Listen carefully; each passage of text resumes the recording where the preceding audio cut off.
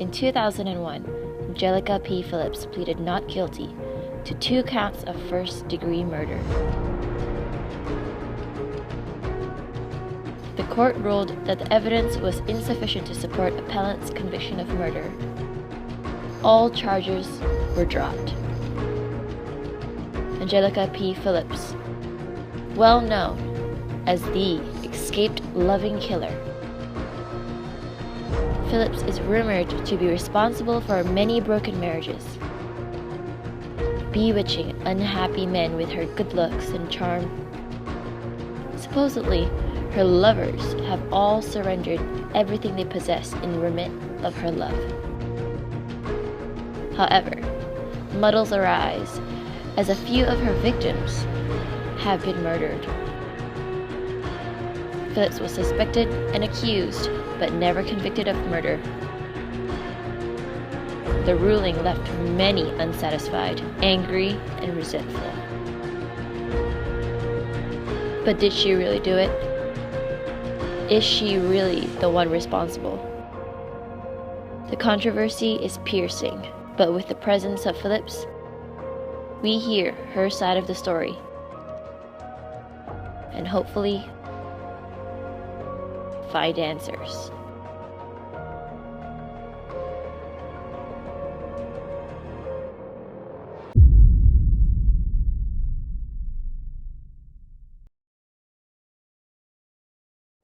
Angelica P. Phillips, thank you for your time today. Of course, it's my pleasure. Nothing more exciting than spending some quality time with a young, handsome man like yourself.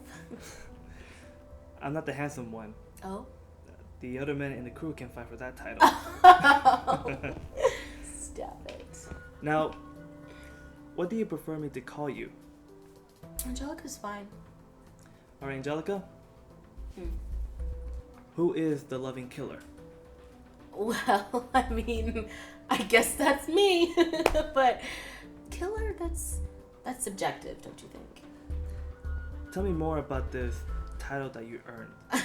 Well, you know, I find it hilarious how I get this grand title and these cheating bastards are just victims. What do you mean? I mean, they're not victims, they're accomplices that made mistakes, and I feel like it shouldn't be my fault that they got lost in the game. The game? The game. I'm a single attractive woman in a bar full of miserable men, and they sit there looking for someone to listen or someone to spark a light in their life, and, well, they turn to me, of course. And they turn to me, and they know the minute they look my way that they're doing something that they vowed they would never do, but they can't resist. They're stepping into the danger zone, but they can't hold back. But you were there intentionally so that they would. Wouldn't that make them the victim? They didn't want to be a part of your game. No. It's not my game, and they're not victims. We're all there in that bar for one reason. We all want something. If you make a move, you're in the game. And how you play the rest of it, well, that's up to the individual. What's your reason? Their money? No. I mean, it's a bonus. But I've never once said that I wanted their money. So what is it?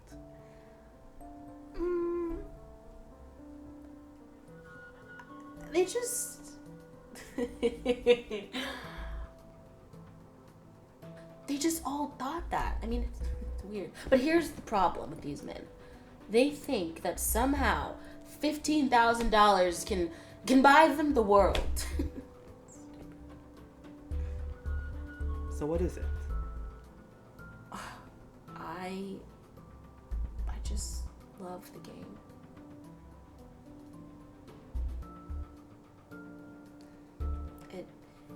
It gives me power, control.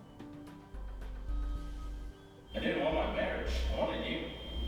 Feeling in control is the heroine of all feelings, and the adrenaline, the rush, the pouty face and desperation. It's exhilarating. Did you think growing up something influenced you to seek this kind of thrill? What was your childhood like? Okay, who says there has to be some sort of deranged childhood? Like, I had to get sexually abused as a kid to have a sick mind. I mean, I had a regular household. A mom and a dad and siblings. School and puberty. Trampolines. Prom. I had a regular childhood. Everyone has a sick mind. A psychotic box in their soul. And then some people need to be triggered, and others, well, others just know it. So you just woke up one day and thought you would mess with married men? Well, I woke up one day and I realized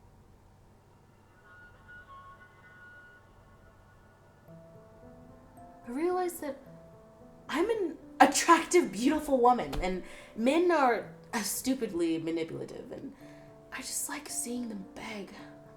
It's not that complicated. You show no remorse or regret for what you do. And for the people you are hurting?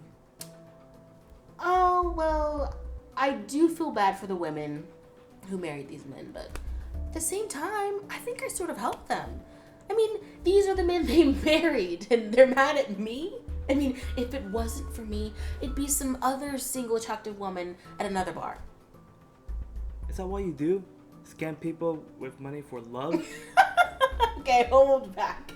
Like I said, the money is a bonus. I have a real job and I have my own life, but I just happen to have a dangerous hobby. Dangerous for them, When you say dangerous, do you mean their death? Look at me. I'm capable of a lot of things, but I would never stoop that low. There was some evidence. For example, the case of Jason Patil. Can you elaborate on that? Right. Well, let's see. There's the matching perfume on his jacket at the time of death. And then there's footage of me leaving the hotel room prior to his death. But, honey, that's what an affair means. Like Bonnie and Clyde. Yeah, like Bonnie and Clyde. That's the evidence of an unfaithful man. But murder? Just because I was the last documented one with him doesn't mean I murdered him. Perfume is hardly evidence. And anyways, the court made the decision. I didn't. The truth is there. People just hate uncertainty and have the need to blame something or someone else. These men are the liars. They lied to their wives, their families, their friends. Who else knows what they're capable of? Right. But I have some documents here. Some extra evidence. Extra evidence? Yes. Found only a week ago. It's processing right now, but we want you to take a look first.